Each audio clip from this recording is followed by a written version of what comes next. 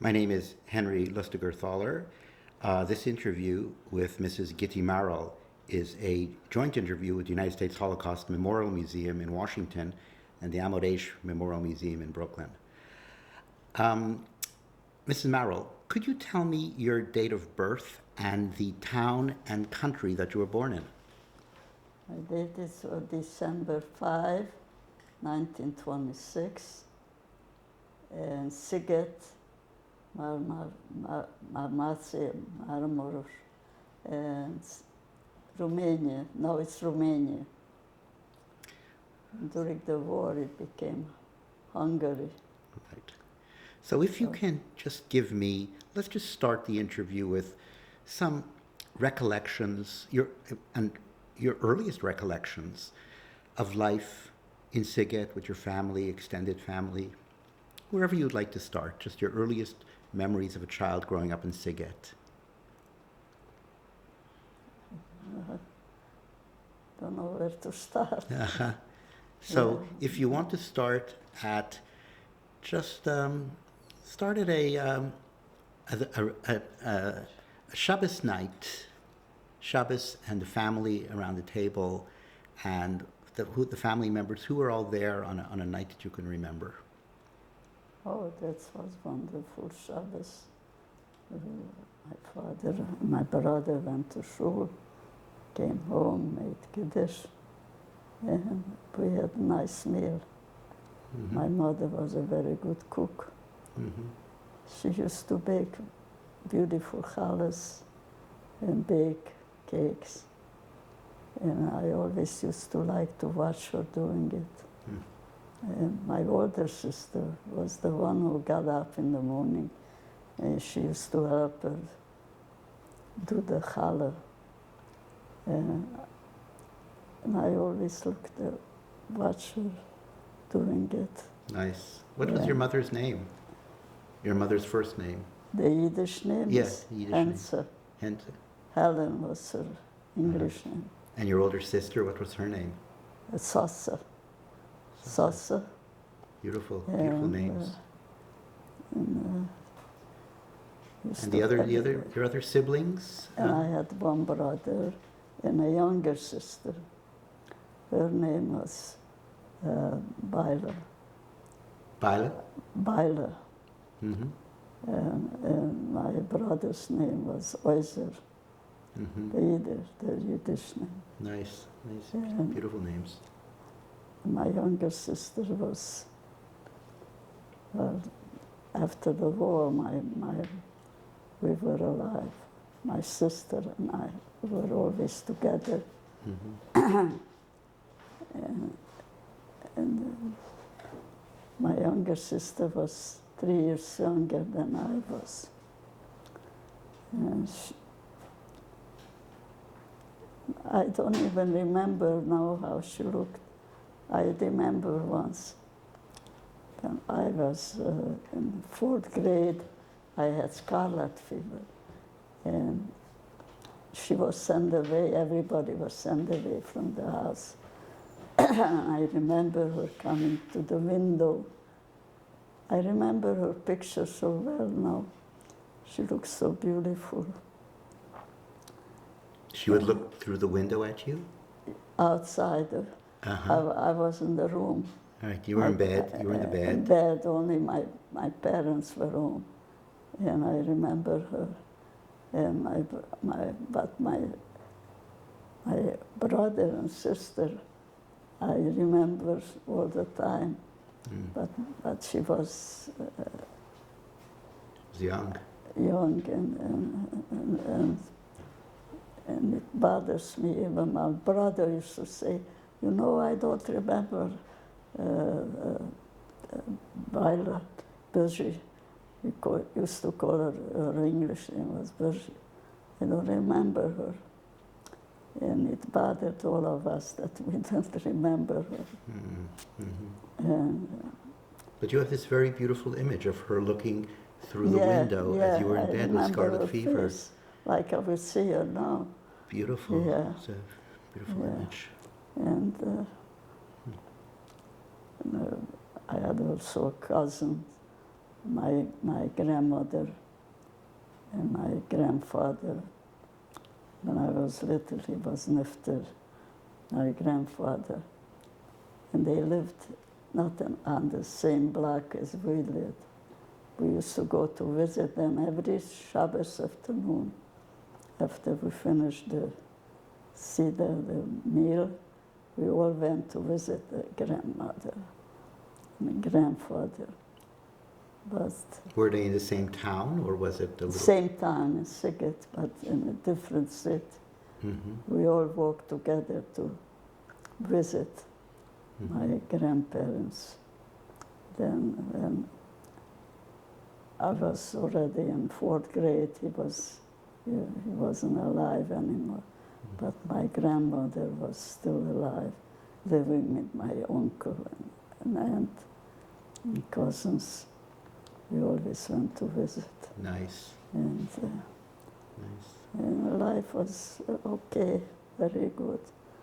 And Tell me about your school. You were in what kind of school you were? So you were in a regular public school, or was it a Jewish school? public school. Public school. Yeah. Yeah, we went to public school. But we had to go on Shabbos too. So we went on Shabbos, but we didn't write or only reading or we had to have poems, things like that. But we had to go on Shabbos also to public school. And that was a half a day. Half a day. But and the other half was in a Jewish school? well, Beis Yaakov started later, and my parents couldn't afford to go. They hired a Malamed. He used to come to the house teaching us how to daven and things like that. Do you remember the Malamed's name? No, I don't remember. And there was a Beis Yaakov started. And at that time, my father didn't do so well. So we couldn't afford to go. But my mother knew very well how to daven. And she didn't have any parents. She was an orphan at 12 years old. She lost her parents. And How did she lose her parents? I don't know. Her mother died and was sick. And my grandfather, her father, was a traveling salesman, and one day he was somewhere in Europe. In the winter, it's very slippery. He somehow fell down, and that's how he was nifter. He couldn't hurt his head. I didn't know too much about it. So she was brought up by uncles and aunts. She always had a yurtsat for this aunt and this uncle. And, So she lost her parents at an early age? yeah, by 12. By She 12. was 12 years old when she lost her parents. So I only had one grandmother who came with us to camp also. Yeah.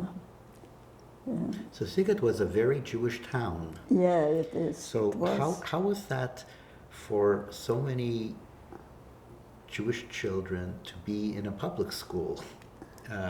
Because was most of your public school, in your classes, if you recall, were they Jewish or Hungarian? No, it was mixed. It was mixed. Mixed. Boys and girls, we had to go together. That's how it was. And they were, in Europe, the teachers were very strict, not like here. We were afraid always of the teacher. You didn't behave, they right away punch, hit you, and that's how it was. Right. Yeah. So so let's think about the Jewish holidays. Do you have a recollection of Yes. the Yom Tovim that you want to share? Yeah, the Jewish holidays, my parents davened in a small stable, not in a big shul. We had a few shuls in Sighet. We had Swardische and Orthodoxische, the same with the Schritte also. They had Swardish and Orthodox. And we davened in a stable, and we used to, my mother got up early, always Rosh Hashanah, she went on Shabbos sometimes to shul, and we used to go later on. My sister and myself, we were younger than my older sister. We used to go to shul to my parents when we were little. And it was nice, you know. I don't know what to say. Well, it's okay. It's Yeah. okay. So you were not Satmar Hasidim? Not Satmar. You were not Satmar? No. My parents didn't. They were Segeterov, but they didn't daven in that shul. Mm-hmm. We were not Hasidish. We were. How do you call it? Orthodox. Orthodox. Yeah. Yeah. Strictly Orthodox. Uh-huh. Yeah. Do you have any other memories of your childhood that you would like to share? Something that stands out in your mind that you remember of your childhood? My childhood. It was. Sounds like it was a very, very happy childhood, largely. Yeah. Very happy I was childhood. very happy. And What did you do in the summer times? Was there a particular place you went to in the summertime?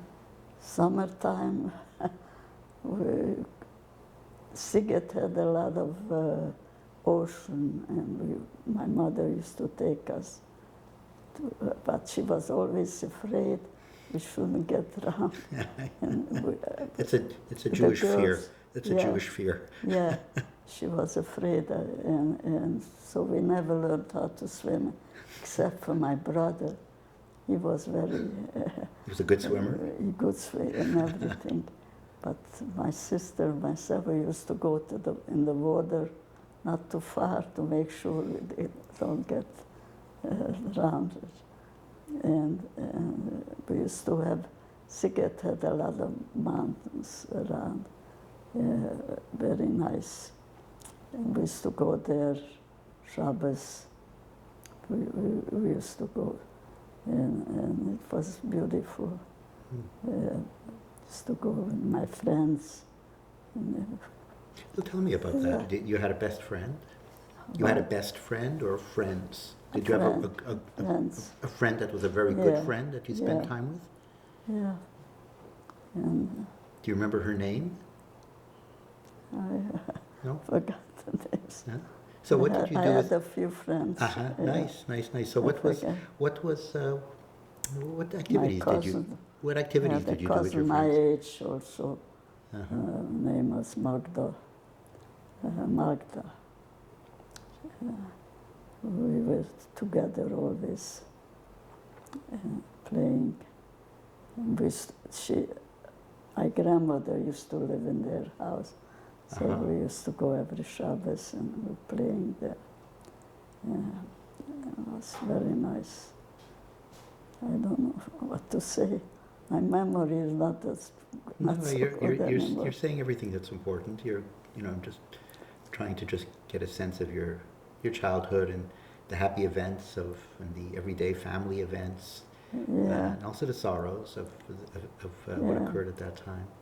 When my brother got older, he learned the trade. He was a jeweler. Uh-huh. And then later on, when he became hungry, he traveled to Budapest. And he used to write every time. letters home. And when he came home, you know what he did? He arrived home just before Pesach or Shabbos. He should know that he's Jewish. The anti-Semitism in Hungary was very bad. And then in 1944, when he was in Budapest, he came home and he heard what's going on in Poland. He told my parents, let's go and hide in the mountains. My parents wouldn't do it. They were afraid. And so he didn't do it either. But he had a brother, a friend, who stayed in Budapest and hiding, and he survived the war there. But he didn't. He didn't survive the war. Your brother My brother survived he survived the the war in hiding. Yeah, and they took us. He was all over. Mm-hmm. Yeah. So your brother was a jeweler? Jeweler, Your brother was a jeweler. yeah. And what did your father do for a living? My father was the best shoemaker in Sighet. And he used to work with a lot of people. He made custom-made shoes for people. Mm-hmm. Then later on, the business wasn't so good. And then we got older. So that's why we couldn't afford Besiakov and things like that. I don't know what else to tell you.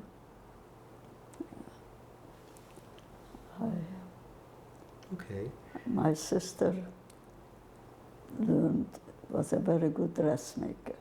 Uh-huh. And she used to make dresses for us, for my sister, for me, all the time. And I also, before the war, I started learning at the Summit. We couldn't afford high school because high school was very expensive. So I only had eight grades. And I was, my parents sent me to, I should learn to be a dressmaker too. But it never happened. Yeah. These are all shoemaker, dressmaker. These are all very traditional Jewish trades. Yeah. Very traditional. Schneiderin. Schneiderin, Yeah, but she very- was very good. Uh-huh. Yeah, all the time. My sister. So, when did you, as a young girl, have the first indication that the atmosphere was changing, something was occurring, that it was getting to be more dangerous? What was your first feeling of that in Romania? Oh, When the first feeling that you felt the war was now coming to you, what was your first memory of that? my memories were, we were always afraid. You know, something will happen. And it was very bad. Before Pesach,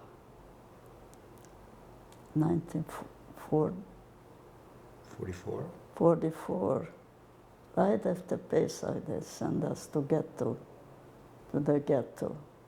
So that part where my grandmother and aunts and uncle lived was the part of the ghetto.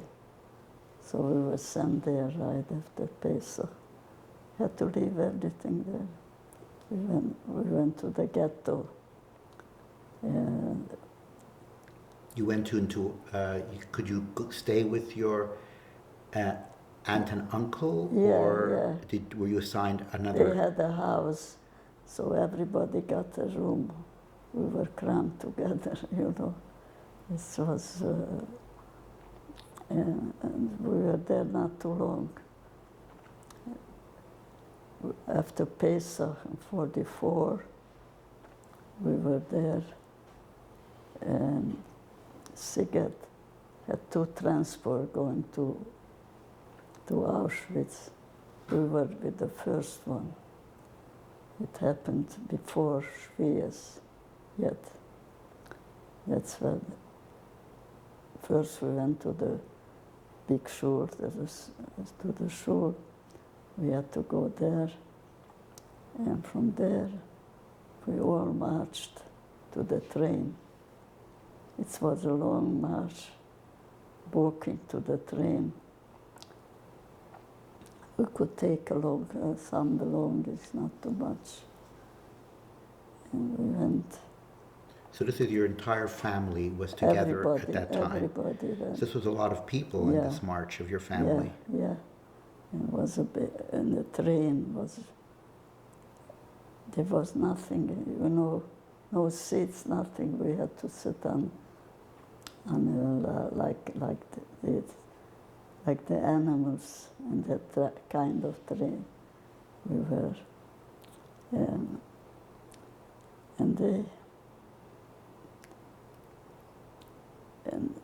my sister, my little sister, was so sick, and she was almost fainting. And my mother asked, please give me some water, my daughter is fainting. So the Hungarians, they were just as bad as the Germans. So let her drop dead. That's what they said. My grandmother, there was no water. She was asking for water to be soap the hand, to wash her hands. And that's what happened. It took us to Auschwitz. How long were you on the train? Do you have do you recall how long you were on the train? Oh, we were a long time, a day or two. I don't remember exactly. And there was a man in the train. He said, you know, he already knew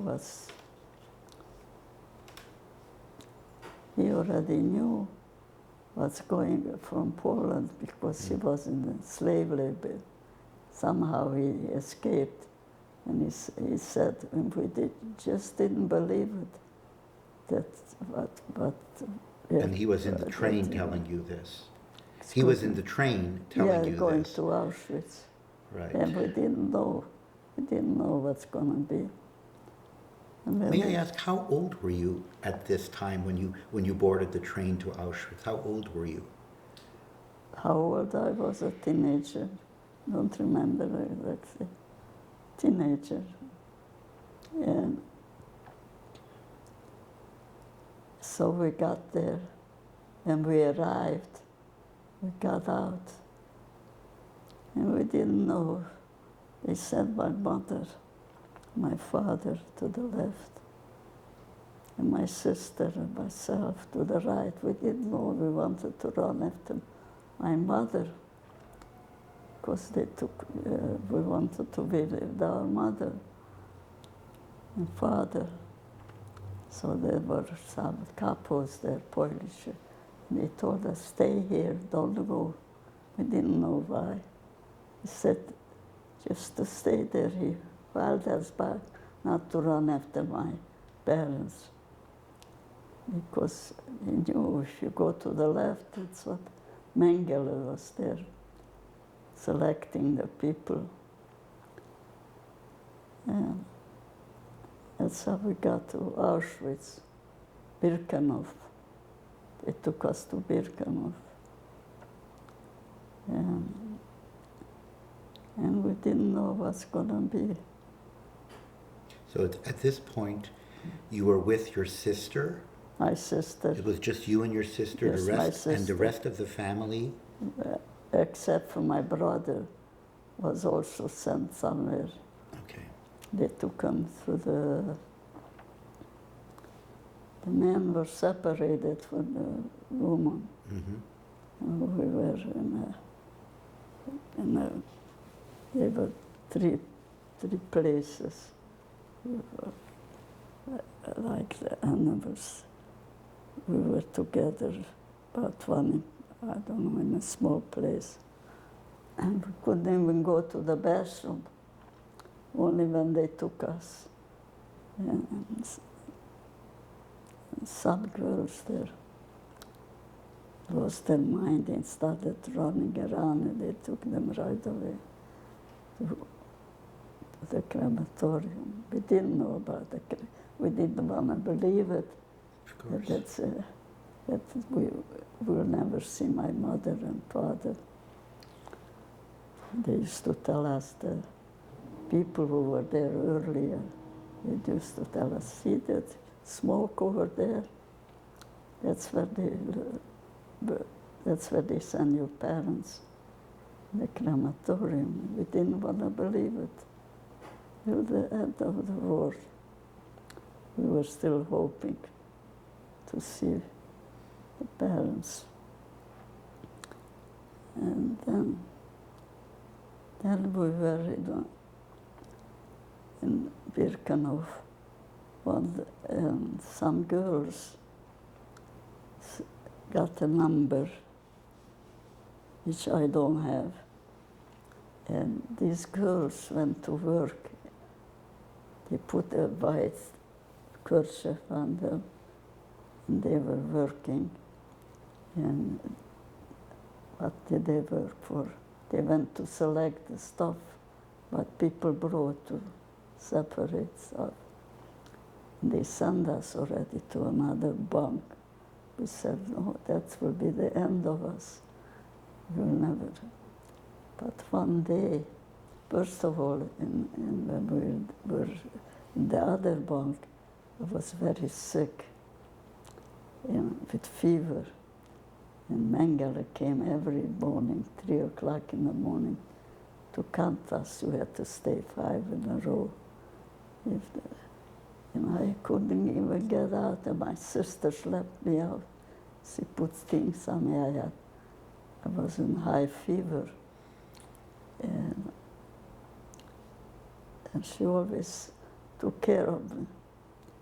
And then, when we were in the other bunk already, one day Mengele came and he said he needed workers to send to Hamburg, to working place. That's how we were very happy.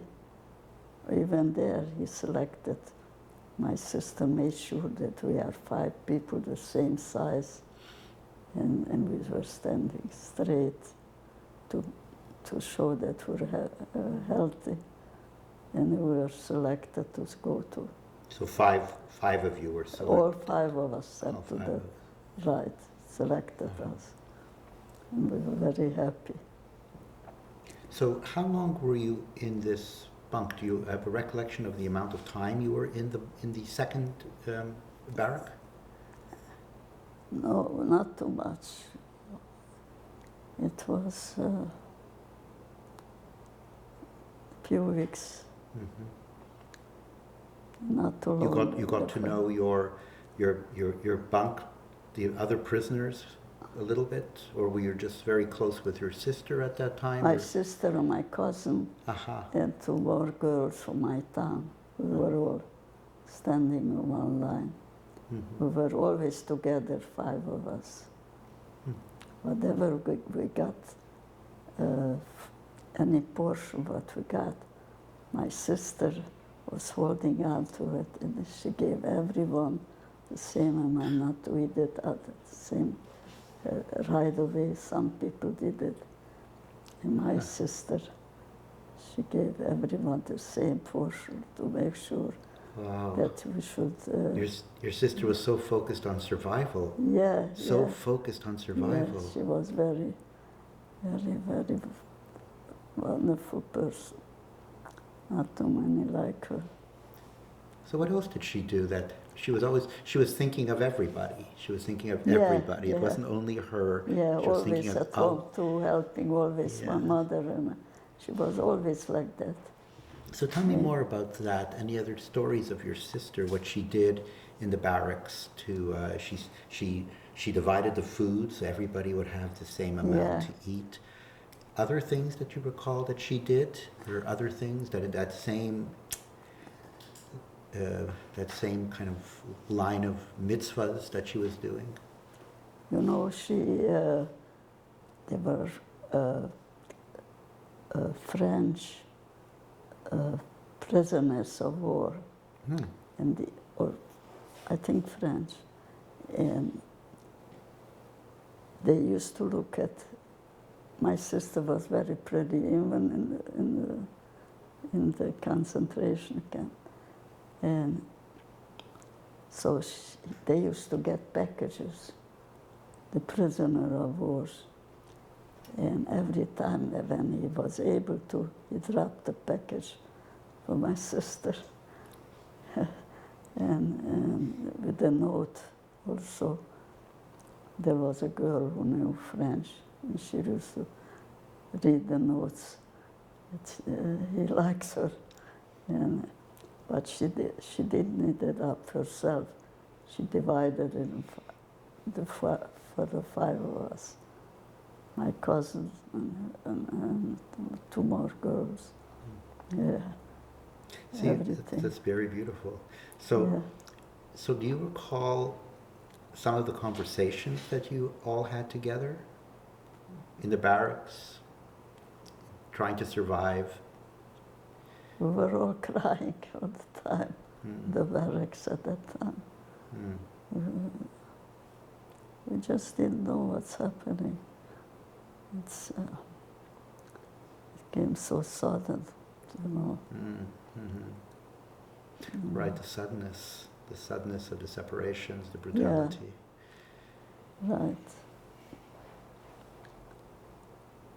Oh, Was during this time, was faith something that faith, belief, faith, yeah. was that something that helped you? Yeah, there was a Rebbetzin there between us.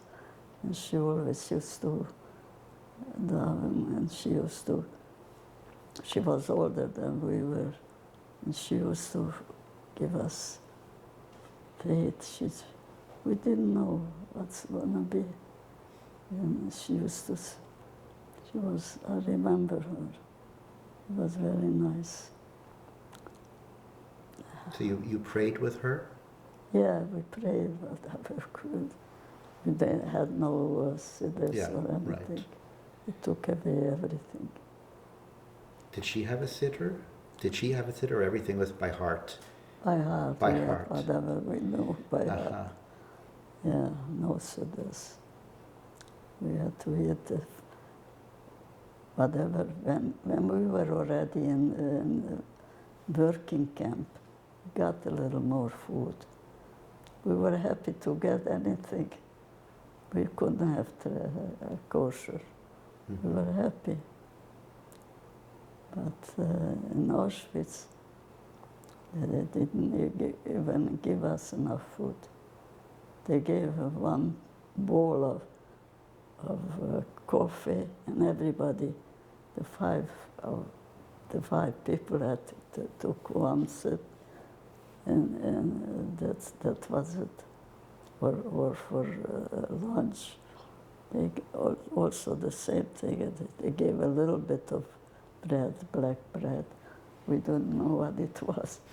First we didn't want to eat it, then we were happy to get it. Yeah. But in the working camp, we got a little more food. The working camp when you were sent to Hamburg. Yeah, yeah. So before we go there, just is there anything that you recall of the time that you were in Auschwitz? And may I ask, how long do you believe you were in Auschwitz? It sounds like you were there for a month? Something like that. It sounds like a month. Maybe 2 months, I don't remember. But, And as you said, you were a teenager, so you were like 13, 14 years old? You said you were a teenager, so you were like 13 or 14 years old at that time? Something like maybe that. maybe 15. 15 years Yeah, old. 15 years old. Yeah. But I don't know. Ask me questions. Yeah, I'll no, tell no, you. I have questions. I have questions. Yeah. So,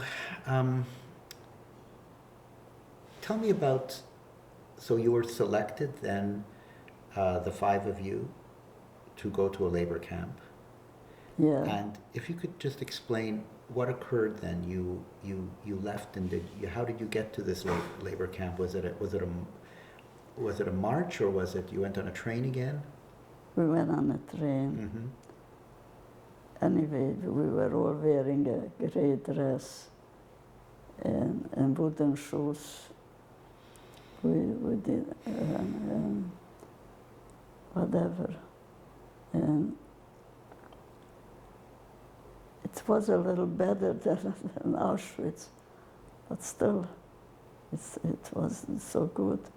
Then we were in Hamburg all summer, cleaning up after it was bombed. It was a factory.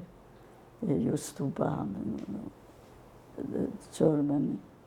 The next day we had to go and clean up and throw it in one of the,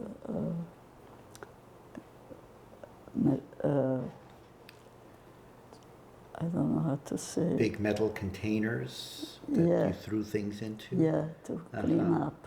So that's what they did. That's what you were doing when you were taken to whole Hamburg? Summer we did. Uh-huh. And then, I don't know why, because they probably got closer, and they sent us to, by the winter and fall, they sent us to another, I forgot the cities. I had it written down, everything. It was a city? They sent us there, and we had to go out in the winter, cold winter, cleaning the streets, shovel the snow. That's what we did. And the snow was sticking to the wooden shoes. You could hardly walk. Some people fell down. And we were not really dressed good. Hashem helped us. We survived. And every time they sent us to different camps. It was before liberation. They sent us to different places. So the first place that you arrived to from Auschwitz was a concentration camp near Hamburg, in Hamburg. Yeah. And from there, you were cleaning up bombed buildings. Yeah, but they bombed. And then you were sent... They sent us to, I don't remember the city. They sent us to another place where we had one bed. It's one thing, it was good. In Auschwitz we were like this. When we got to to Hamburg, there was bunk beds.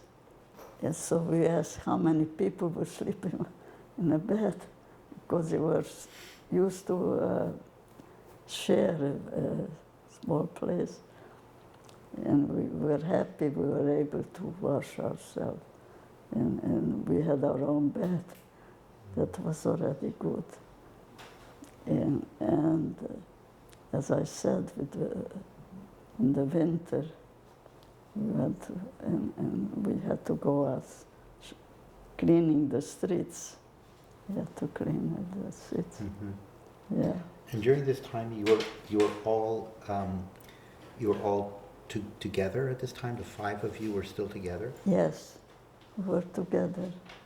Luckily. Through this entire time. Yeah.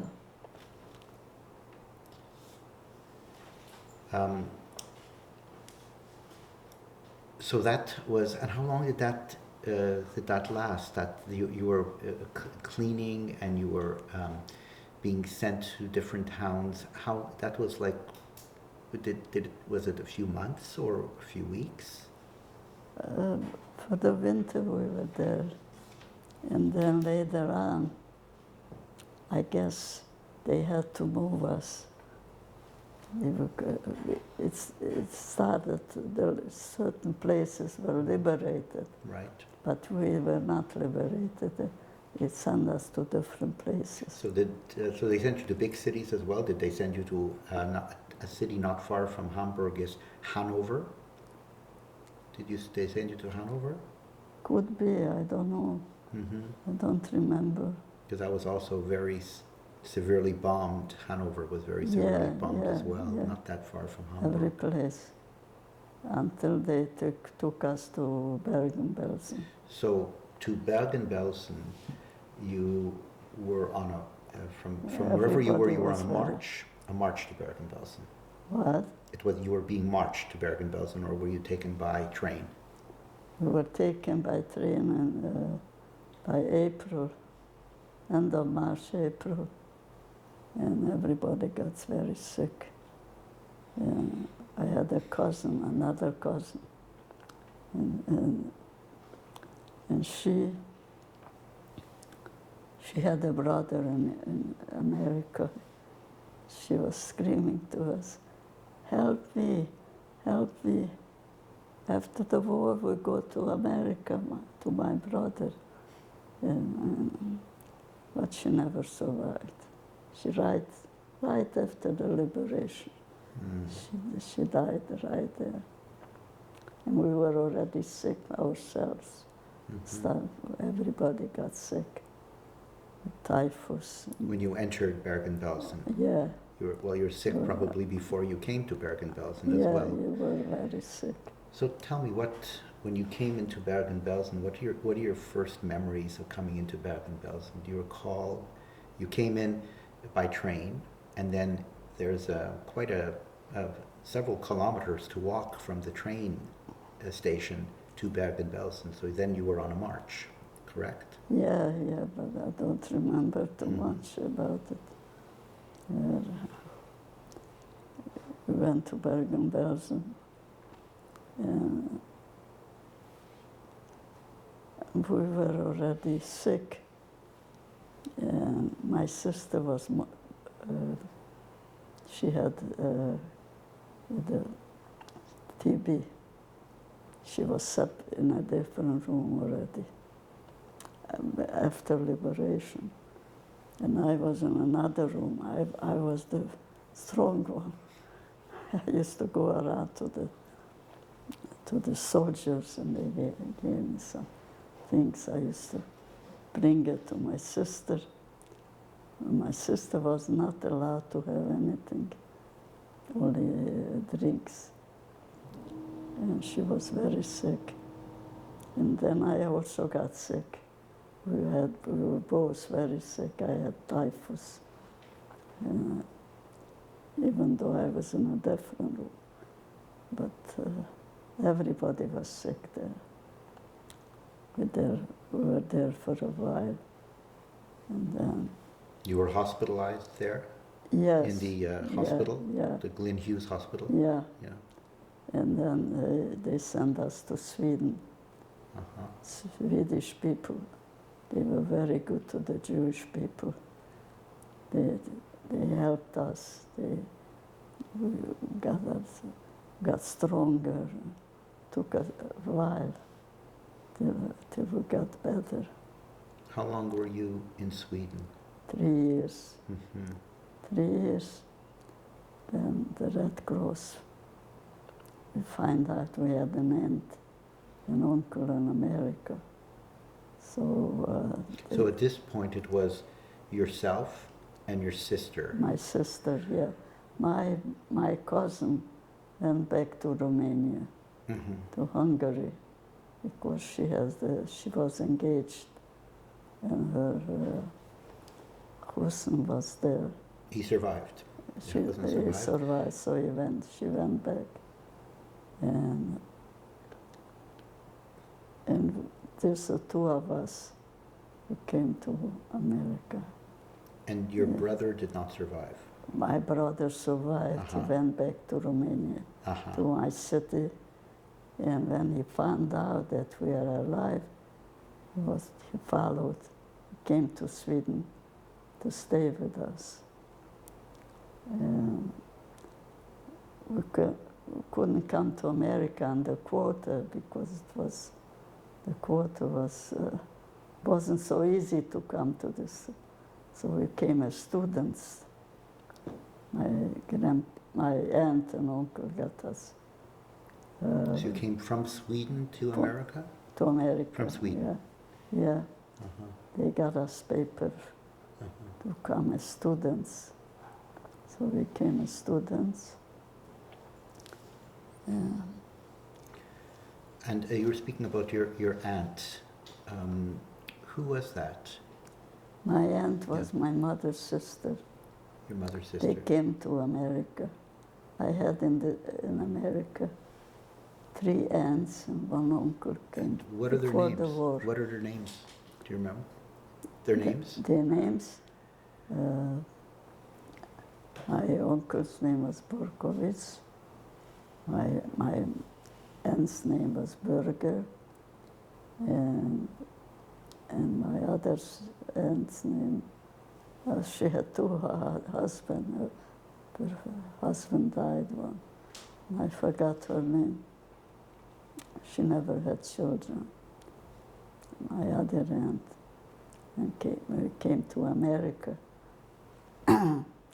First of all, we had to go to Ellis Island. We were there a few weeks. And then my uncle had to put on a bond for us. Which uncle was that? Schechter. Schechter. They had a hotel in the Pioneer Country Club. And he put on the band for us. And we went to the Pioneer Street. And my 2 aunts came when we got there, came to meet us from Ohio. They lived in Ohio, my other aunt. And we stayed in the Pioneer the whole summer. And my uncle and aunt provided us with an apartment after. Which uncle and aunt? The Schechter. They provided you with an apartment? Apartment for Where? us. They furnished it. We stayed there. Where was that apartment? What state was the apartment in? In Brooklyn. In Brooklyn. Yeah. Williamsburg. Yeah. First you lived furnished, and they got us the apartment. And we started working. So what we're going to do then is we're going to take a break right now. We're going to take a break, and we're going to come back and begin again in Williamsburg. As you mentioned, you've started working, and we'll begin again at the next session. So we're going to take a break right now. All right, thank you.